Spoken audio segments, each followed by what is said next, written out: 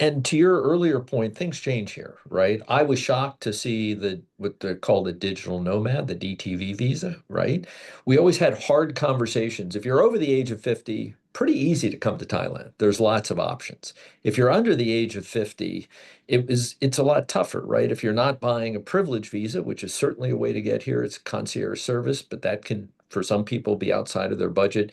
Here's a 5-year visa for remote workers or people who want to go to a Muay Thai academy or cooking school for 10,000 Thai baht, right? So that was a game changer.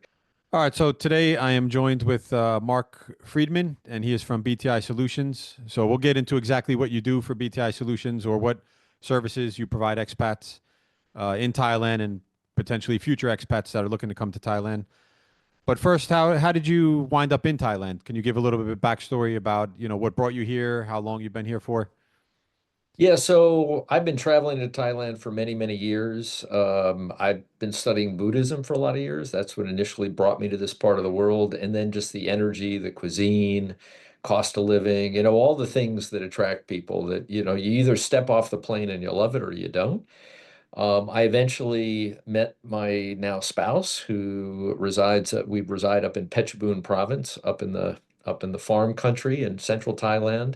And we've been married for many, many years. And then in 2020, doing that terrible COVID 15-day quarantine, we moved here. I left my last general counsel job in the States and we settled into Thailand permanently. Okay. And originally you didn't have a plan to start a business here. You were going to come here and retire. What I what was yeah, the plan was to retire and uh-huh. I just suck at retirement. I was about a year here. And I've been working hard for, 4 or 5 decades and felt like I was just kind of atrophying a bit. I also didn't love my experience immigrating here. When my wife came to the States, there was software, there was all kinds of legal help, there was a roadmap, right? When I came here, nobody put their arm around my shoulder and said, here are all your options, and this is the best way to do it, and get to know me and kind of lay it out so I can make an informed decision. And so at that point, I saw a need in the marketplace, and that's why I started this firm. Yeah, that is definitely one of the challenges is figuring out exactly what to do once you get here. Getting here is not the hard part, but every year going through the visa process, things change so frequently. You think you're prepared one year after like 5 years of doing it, and you show up and now things change, right? So, yeah, there definitely is a need for this type of business with the visas because there's so many people that are confused. They come here whether it's on a retirement visa or they want to come and study. They get married like you did, like I did myself, got married and then came here. So uh yeah, what was starting this business like before we get into actually the services you provide? Like what challenges did you face when you were starting your business? Many, many. So I was a general counsel. I was on executive teams in the US, practicing law there since 87. So I had lots of Western assumptions that I needed to shed, particularly about legal training and legal licensing here, right? What's it like to work with Thai attorneys, Thai staff in general? There's this idea of Kreng in Thailand, which is not putting pressure or embarrassing people and really treating people gently and with patience and respect, which you try to do anyway, but it's heightened here, right? Things like dealing with landlords. In the States, you would negotiate a lease and you'd sort of be in partnership and get a tenant allowance for the build out. None of that exists here. So, kind of everything from soup to nuts, to quote my dear departed mother, was different here. So, there's a pretty steep learning curve. There's certainly opportunity here. I don't mean to be negative about it at all. It's just as quickly as you can, shed your Western assumptions, talk to expats who have kind of blazed the path before you. And then my game changer was hiring Roy, who's my managing counsel, Thai managing counsel. And just in terms of what schools we hire from and how we train people, he's just been a godsend. So listen to your Thai staff and have them take the lead on a lot of these issues. Yeah, it's funny that you brought that up because when you talk to some expats here, you could kind of gauge how long they've been here uh, to, by what they're talking about and how they're talking about it. If they still show a lot of frustration in the everyday processes here, you could tell, okay, maybe they're only here for about 2, 3 years. As you're here for like 5, 6, 7 years, you start to adapt, like you said, to everything and the way it works here. But bringing up the whole thing about Kreng, I think that's really interesting because a lot of business owners they don't talk about that part of running a business, the cultural part. You know, they talk about all the legal aspects and you know how to set everything up with the revenue department and lawyers and all that. But what has been the challenge for you as a Western business owner here in Thailand, dealing with the communication style? Like you said, is there any way that people can, like any practical advice that you give somebody when Yeah, working with Thai staff? sure. And by the way, you mentioned the technical side. The best thing I did day one was hire a really kick-ass Thai accountant to make sure my revenue filings, my VAT filings, my Social Security file, day one, all of that was done. Because I've had folks from the revenue department and guys with guns and badges show up. They look at our paperwork and they leave 5 minutes later. So, we're guests in this country. Play it down the middle of the fairway. But on the staffing side, I think Thai culture is very reflective. So if you're putting out a positive energy, if you're exhibiting patience and compassion, these Buddhist concepts, you get that back. And boy, does that feel great, right? We also recently had a couple of weeks ago an offsite to Hua Hin, and it was less this American experience of having an offsite with an American company where we have, slides and meetings and all of that. It was a family gathering. And there's a level of community and commitment that is really unique here. The flip side of that is if you express impatience or anger, you're going to get that back as well, either in people shutting down or people just collapsing or leaving you. So there is this, often used, maybe too well-worn phrase of mindfulness. But I think Thailand teaches successful people how to be more mindful and how to interact productively and positively with staff, and then you'll get fantastic results. But the opposite isn't true. And we Americans, you know this, right? We tend to be very direct, not to be angry or to put people down. We just let's get it done. That Right, right. directness needs to be tempered here. Yeah, yeah. I learned that very early on. I think in one of my early visa experiences, I had to go to Chiang Watana to the immigration office, and I was dealing with some paperwork. And the lady, I guess she interpreted my energy as a little bit impatient, you know. But for me, it was just a normal New Jersey Right, way of doing things, you know. right, right, But she pulled my wife to the side and she said, "You know, your husband is very upset right now." And right. I was laughing because I'm like, I'm not really upset. Like, if you seen a New Yorker upset, you would know what Right, upset right, is, you know? right. Yeah, yeah. It's like walking the streets in New York and you power through versus, hey, let me be right, sensitive to the other people around me. You couldn't Yeah, walk the streets in New York if you were sensitive to people around yeah, you. yeah, But you're right, Thais will pick up on that very quickly. I learned the lesson about honking my horn in a car. And the minute you do that, you're going to get a reaction and you'll end up going slower or, it never ends up positively, right? yeah, But I also love the fact that when you drive the streets of Bangkok, there's not a lot of horn honking. There's not a yeah, lot of that sort of interaction. So it's another yeah. reason to love it here. Very taboo thing to honk the horns. Yeah, Yeah, my the horn in my van doesn't work right now. My daughter keeps telling me, "Dad, you're gonna get the horn fixed." And I said, "You know what? I think it's better not to have it because if it's right, there, I'm gonna want to use it, you know?" right. Flash the lights, don't honk the horn. Yeah. Yeah. But so aside from all right, so you came here, you set up the BTI solutions because you found that need for to help other expats. What kind of services do you actually offer? Is it just strictly visa services, or is it broader than that? So the idea was to create, the BTI is Ban Thai, which means Thai home. And so we have two aspects of our business. One is to help people create a Thai home here in Thailand, whether that's visas, work permits, permanent residency. We even do a little bit of citizenship work, but also on the corporate side as well to help people establish their business home here in Thailand. And then, as a member of the California Bar, I practice US immigration law and I have a US visa team. We also have UK, Schengen, and Australian visa specialist. And so we help Thais create their Thai home overseas, whether that's immigrating or visiting those countries. Okay. So handling more so than just expats looking to come to Thailand or expats currently in Thailand. It seems like you're working with a lot more people than just what's here inside Thailand. Correct. And if you think about everything people need, for example, registering a marriage here, right? A lot of us come here, we have relationships, right? We have Thai families.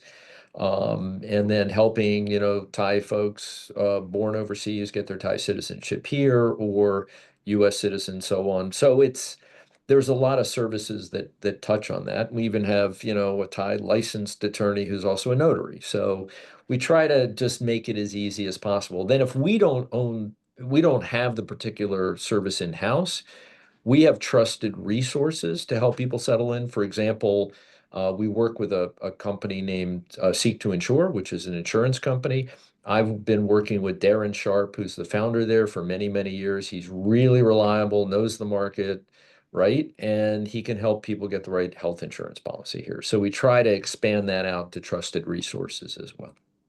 Right. Okay. So yeah, it definitely sounds like I could see why you call it Bon Thai because it is a comprehensive, almost package of everything you need. Once everything you need to come here and just unlock the door and start living comfortably in My Thailand. touchstone is I wish I had. I wish I knew. Yeah. I Yeah. wish somebody told me, right? And if that's the case, then we feel like we've got the license to help offer that service.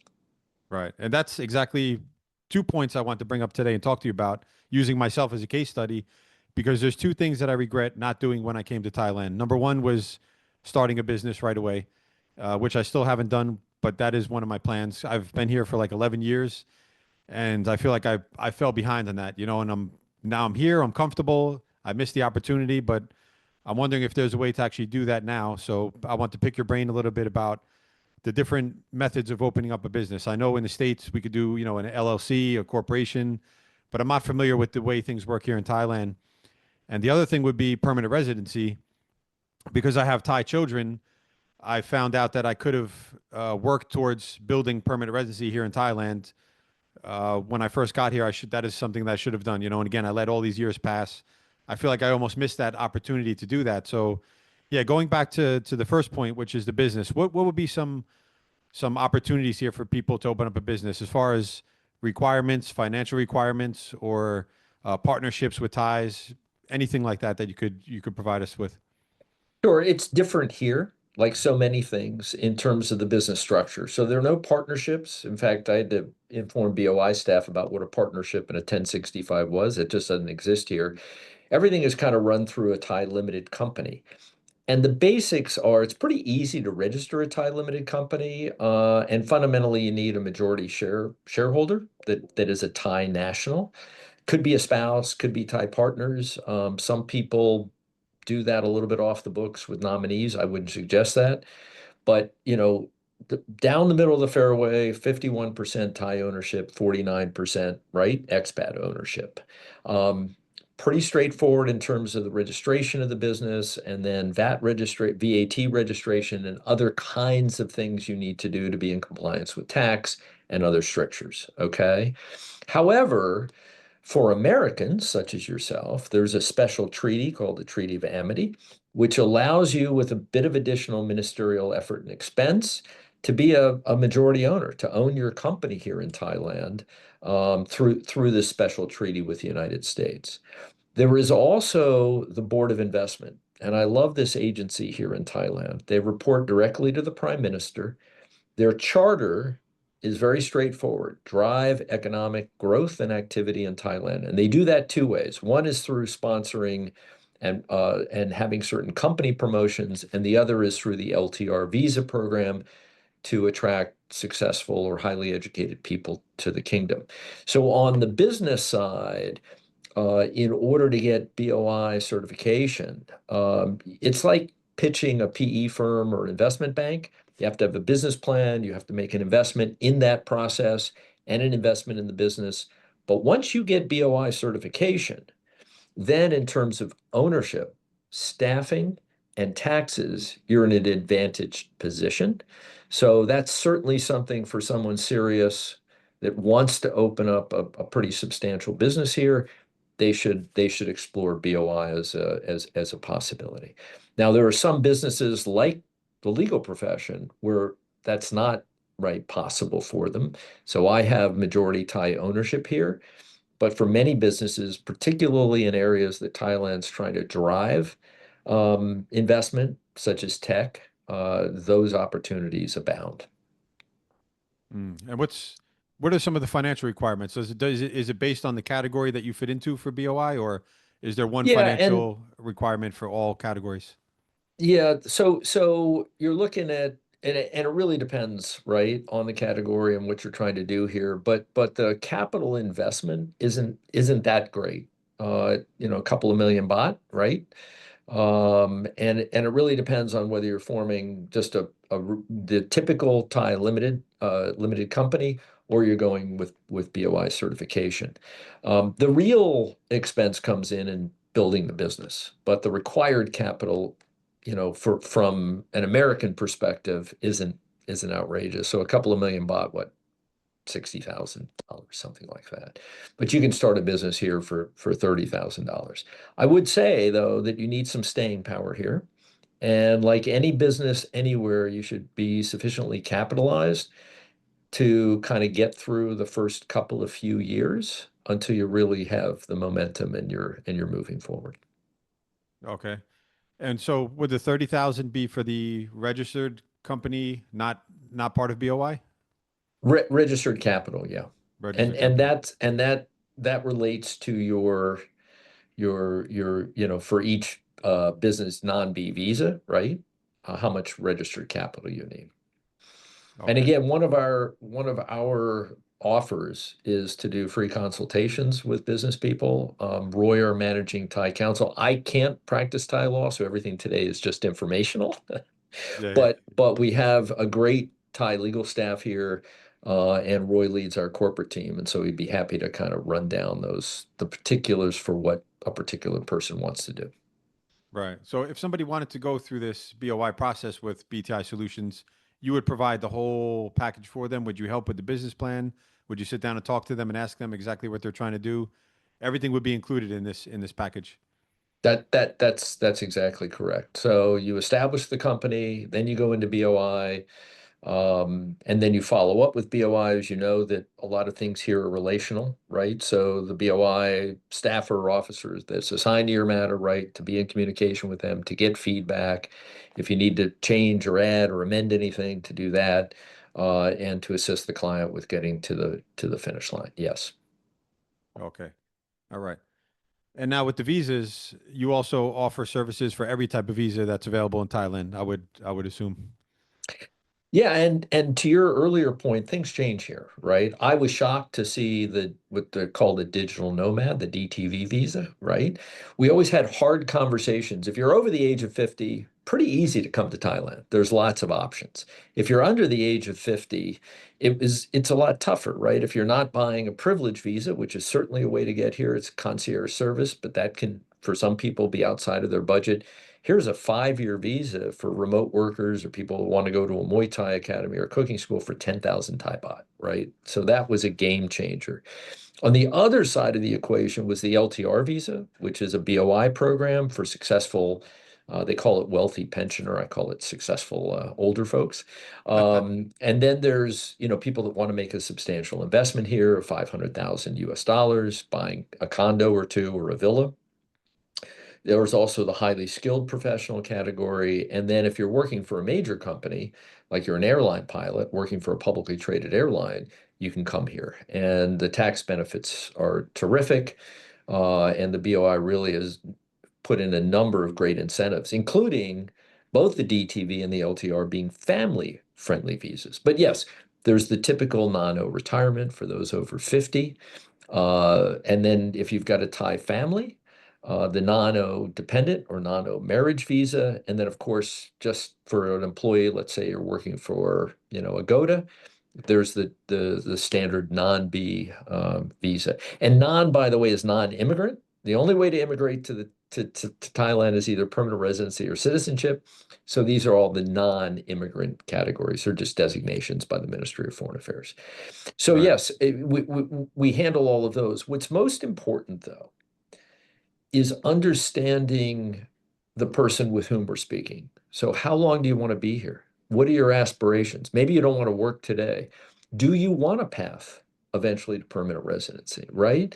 So it's time horizon, activities, and then their pain point around administration stuff, right? I don't want to go to John Watana every year, or I don't mind it, right? It's budget. There's so many things that fit into that. And there may be a short-term strategy. You can start out with visa A, but eventually you're going to be moving into visa B and then on to permanent residency at some point. Just to be clear, I've never heard anybody say that they do enjoy going to Chiang Watana. So if they have, they're a special kind of expat. Well, the person that really values the fact that they're spending 1,900 baht on an extension plus 3,800 for their reentry permit, that's, that they're fine with that. I would also say John Watana, the hardworking staff in immigration, boy, I would not want that job. It's a Yeah, really tough job, right? yeah, And like any place where lots of people gather, it's a pretty good food court down there. So if you do get stuck there for the day, at least you'll have something good to eat. But yes, yeah, yeah, it, yeah. it is a day of your life. And as the older I get, the more time becomes precious, right? Yeah, exactly. But I think you probably feel the same way. You got to remind yourself that you're doing this for this half a day or full day because you get to enjoy the rest of the 364 days in Thailand. So, not a bad trade-off. It's a great trade-off. And I always try to keep in mind that, cost of living here, the value proposition, it's not just everything is less expensive, but the value proposition, for example, in the healthcare system is kind of off the charts. So every country has its ministerial annoyances, and Thailand's no exception. The US is no exception. The UK has its own, things that you have to do. But at the end of the day, the value proposition here, and of course, the lovely people make it all worthwhile. Yeah, for sure. Going back to the higher end visas, I would say the long term visas. What would be something you would tell a concerned person that is maybe a little bit hesitant to invest that much money into the country? So they want to come here for the 5 or 10 years on a long term visa. They see what's going on. They only see the bad stuff that's happening in the news, obviously, because that's what usually makes the headlines. What would you tell them to ease their concerns about investing in the country? So there's lots of visas where you don't have to make a substantial investment. And if you think my horizon may be a year or two and you're over the age of 50, start with a non-retirement visa. You need to put about $23,000 in a bank account, but it's still your money, right? You're parking it there. And give it a try. If at the end of the day it's not working for you, you can withdraw the funds and, go find someplace else to live. But then if you find, hey, this is really where I want to live in the long term, you can keep extending your non-retirement indefinitely, or you could look at a 10-year LTR visa. There's also 5, 10, and 15-year privilege visas. So you can put your toe in the water with certain visa programs, even the DTV program, which for 10,000 baht for 5 years allows stays of up to 180 days at a time, right? So, you want to spend 6 months here, pop out again, pop in. You've got those options. If you find economic opportunity here, then you can look at forming a company in a non-B visa. If you find love here, right, and end up getting married, you look at the non-O marriage visa. So as you deepen your roots here, your visa options, I think, become much broader, and you've got lots of different choices to make. Right. And that's pretty much what I want to lead into next is the whole thing going to permanent residency or citizenship eventually. I'm not sure what the difference is between the two, but for somebody like me that always planned to stay here for the rest of my life, I knew already that I was going to move here and stay here. I felt like I should have been doing permanent residency when I got here. I should have started the 3 year process. I should have been going through all those things now. I realized that I missed that opportunity, but I'm still here. I still want to be here for the long term. So the question would be, what if somebody knows for sure they want to be here? Should they go for permanent residency or citizenship? And if so, what should they do immediately when they get here on another type of visa to work towards that process? And for somebody like myself who has been here for a long time already, and now, okay, they want to stay here for the rest of their lives, what should we be doing to move towards that as well, the permanent residency or citizenship? Yeah, well, first of all, let me say you're still a young man, so you've got plenty of time. Don't no regrets, right? It's going There's quick. There's still time. Oh yeah, tell me about it. And I do think you raise a great point because as people really settle in here and they expand their social network and they really feel like Thailand is home, but they're on a visa, year-to-year visa, non-B visa. Like a non-B visa, if you lose your job or decide to go do something else, you have 7 days. 7 days to come up with an alternative. However, once you have permanent residency, you have a lot more freedom and a lot more stability, and your foundation is solid. So it's different than permanent residency in the UK or US. In some ways, it's better, some ways, it's a little more challenging. But for anyone who is working in Thailand for 3 years and extending the same category of visa for 3 consecutive years and earning 80 to 100,000 Thai baht per month for the last 2 years, permanent residency is available to you. Now, if you're also supporting a Thai family, the salary requirements come way down. And it can be your spouse, your Thai spouse, or you earning about 30,000 Thai baht a month, which is a pretty low bar. Right. But to your point, once you qualify, you ought to seriously consider it. I just had a gentleman come in. He has a wife who's not Thai, and he decided to start his own business and leave his company. And now he's struggling a little bit and wished he would have gotten permanent residency and brought her kind of under his status before, right, a few years ago. So he had the optionality, right, to start his own business. So it's a little bit of a, I've also had folks come in and they're a couple months away from retirement and they're about to surrender their non-B visa. It's like a little too late because you gotta maintain that visa status. So I would say after 3 years or 4 years, and if it's somebody like you that says Thailand is home, look seriously at permanent residency. So it's the income requirement and holding your visa for 3 consecutive years. The other thing is you need to speak Thai at a basic conversational level, a little more than taxi or restaurant Thai. We have a YouTube channel where I did an interview with Kru Arisa, who's my Thai teacher, and she specializes in helping people prepare. It's not that big a deal.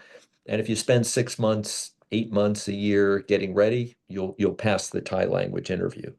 So that's permanent residency. Now you apply and it will take about 6 to 8 months to finish that application process, including the initial application. And it's a lot of information, including information from your company, then renewing that or updating that information at the end of the tax year, and then going in for your Thai language interview. And then it's about another year and a half to wait to get your stamp. So it's about a 2 to 3 year process. Okay. But once you have it, you're in, right? You've immigrated to Thailand.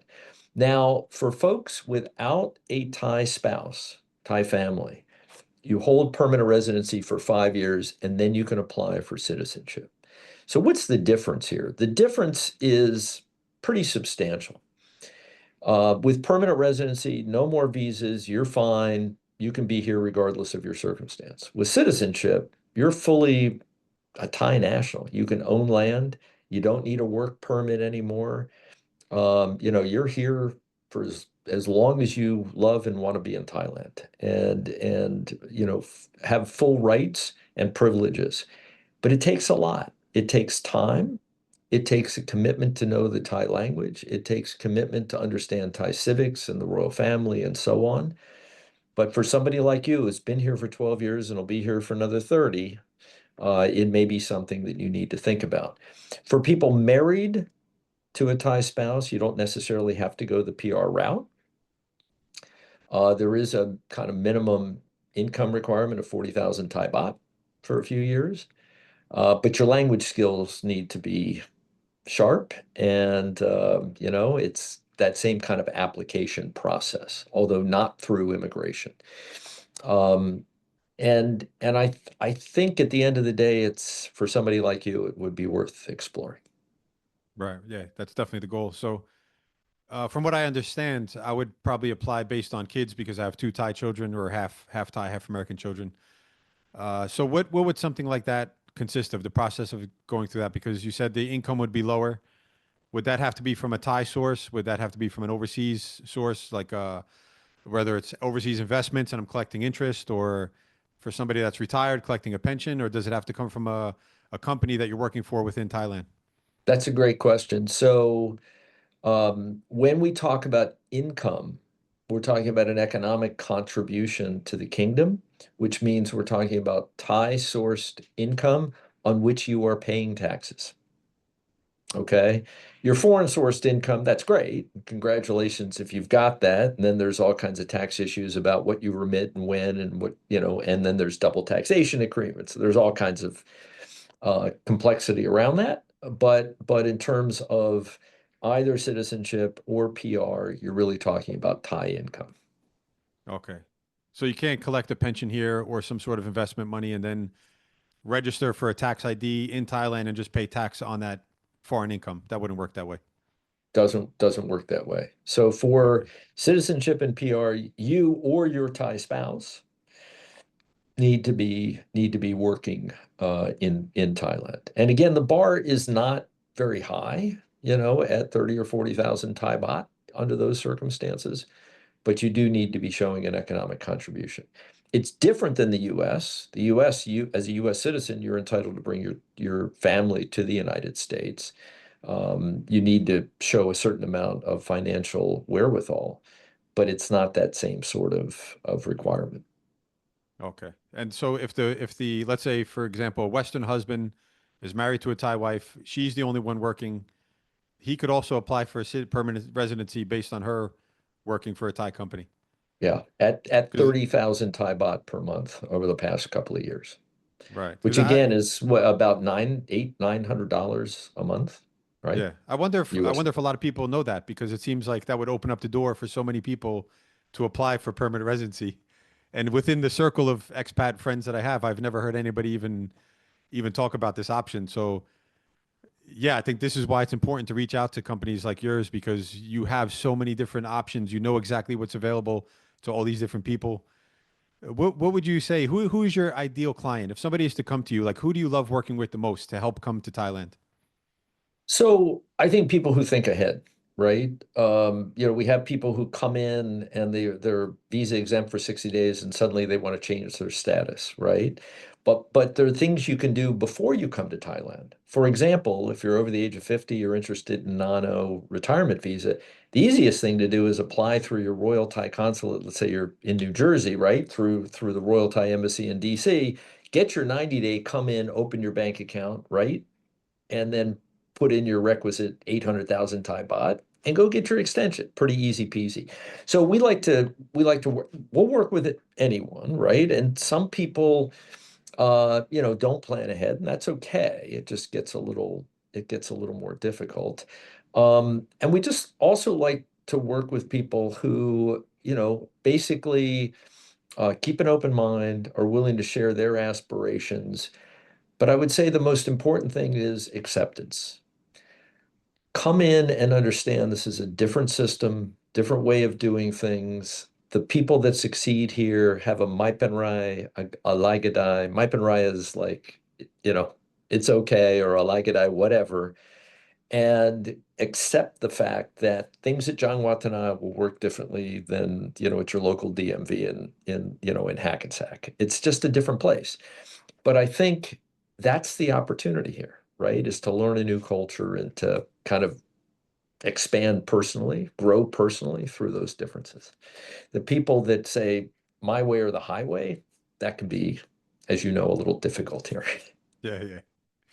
And what kind of questions should somebody ask when hiring a company like yours? Because there's a lot of, let's say, I don't want to mention anybody by names, but there's a lot of companies out there that promise to get visas, but it's not the process isn't, let's say, legit. It's not everything is not on the books. Sometimes it's a little bit under the table. So to avoid getting involved in let's say like yeah, kind of visas that might not be legal or anything like that. Like what kind of questions should people ask a company to make sure that this is actually a legit company that they're working with to get their visa? Yeah, that's a great question. And look, again, we're guests in this country, you and I, and there are rules, there are laws. And why, as you invest personally, socially, economically in a country, would you make yourself vulnerable? to coming in the back door and violating those laws and policies, right? Don't do that. I think the question to ask is, how do you work with your clients? And do you, right, um, pay to play, or do we go in the front door and we do everything, in accordance with the law? I would also ask about the training of their staff. So my staff are all Thai lawyers and legal counselors, right, with legal degrees. Or is it, I had a different kind of training and I'm an agent, and I'm going to play off of my relationships. I also think that as you ask about options and sort of tell me, help me strategize, if they can't help you do that, right? If there's somebody that says, what visa do you want? Yes, I can help. Just pay me a bunch of money and give me your passport, right? That's one way to go. Again, you're leaving yourself vulnerable here. Or, hey, here are your four options. Here are the pluses and minuses. Let's help you make an informed decision and then help you get your application in and get you to the finish line. And could you put to rest any concerns that people might have about immigration themselves? So if as long as you show up with the proper documents, you can't be denied your visa. Would that be correct? That's correct. And so part of this is, and you hear a hesitation in my voice. So a lot of visas are very straightforward. Just know that for sometimes staff or policy or unwritten practices change from time to time. So if you're going in, talk to a friend who's just been to Jangwatana or one of the immigration offices, or talk to somebody like my Thai legal team, but talk to somebody who's kind of up to date on what's happening. You should also know that staff has discretion in the way in which they interpret and implement the law. And again, it's that patience thing. So if you think, hey, I've got my stuff together and I have a complete right application package, and they say, yeah, but your photograph, I remember this, I didn't have a collared shirt when I went, right? You smile, why? And you go get a picture with a collared shirt, right? Because the only person that can grant you what you want, which is that visa stamp, is the person on the other side of the counter, right? Yeah. So the answer is know your stuff, come in organized. Understand also that the person on the other side of the counter is going to see 50, 60, 70 people speaking various languages with various accents and various degrees of understanding of what's required. If you come in, you're dressed right, you show respect, and you're organized, that'll go a long way in making this a very smooth encounter. Yeah, yeah, I agree with that. I've faced all those issues and more with the pictures, and you're not allowed to have selfies. Your arm can't be, and you're in the both your hands Right. have to be showing, and White yeah, background, right? All those yeah, little things. Yeah. Yeah. but it makes it makes it all very interesting. I always Yep. joke around that the month before going to immigration takes about a year off my life, but the rest of the year here kind of adds because of all the joy that I have of living here. So it's definitely worth it in the end. But But you but you you know this actually too. After you've done it for a while, it does get easier, right? You do yeah get yeah into a rhythm, you know yeah what to expect, right? It does get easier over time. yeah. And when they do throw you for the little loopholes, it doesn't affect you as much as it used to. The first couple of years, you always feel like, okay, I have to. They're going to kick me out of the country. Now it's more like, okay, you missed this. You could email us. You don't have to come Right. back. Email us, and we'll take care of it for you. So, yeah, it does get easier. But you recently wrote a book about not only moving to Thailand, but you also added some of your own story to the book. It's almost like part memoir, part practical how to, and then you've got some input from other people who've been here for a while to get their perspective. So what prompted you to write the book? Like what was behind that, the idea? Same reason I started the company. Boy, why didn't anybody explain this to me? Like how to build a house, cultural differences, how to start a business, various locales that are available to me, all those kinds of things. And you're right, I did have five other expats who have really succeeded here, willing to share their wisdom, what brought them here, what lessons they learned, what surprised them, and that sort of thing.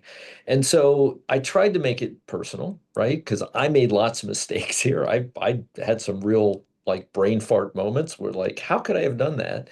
And just helping people peek around those corners. So I've been working on the book for the last year. We're about to launch it in a couple of weeks on Amazon.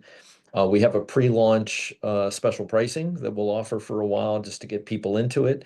And it's really for anyone who's contemplating moving here or for somebody who's been here but wants to deepen their experience and deepen their roots here. I'll give you two examples real quickly. One is family, right? When you marry a Thai spouse, you're marrying into the Thai family. And family here means something different than it does in the West. So that's something to think about, some conversations you want to have with your spouse and your Thai family. Also, land has a different value here. You know, in New Jersey, everybody sells their house when they retire, they move down to Florida, and land is a commodity. Here, there's an intrinsic value and it's about status and who you are in the community and so on. And there's just certain things here that are different. And so I wrote the book to hopefully help people peek around those corners and have an enjoyable read as you laugh at some of the mistakes I made. Right, right. That's how we learn, through the mistakes, right? And sharing those Oh with yeah. others. Yep. Yes, indeed. Yes, indeed. All right. So, yeah, I do appreciate the time and the information. I'm sure this is going to be valuable for all the viewers. Is there anything else you want to leave anybody who's watching or who might be reading the story version of this? Well, just coming to Thailand, right? This is a Buddhist country. And there is a Thai meditation about, you know, if you've been born over eons of lifetime, everybody at some point was your mother, and your mother sacrificed a lot for you. And if you could treat everybody here with the kind of compassion that your mother treated you, you'll get along great here. What you put out there, you're going to get back. Even if you try to speak the language, what I love here, oh, Pud Thai Gang, you speak so right. You just get so much warmth back here. And you know, some of us we get lost kind of in the details. We're running a business. Just keep that perspective that this is a country full of compassion and wonderful people. And I think it's a great place to consider retirement or living, or in your case, starting a business.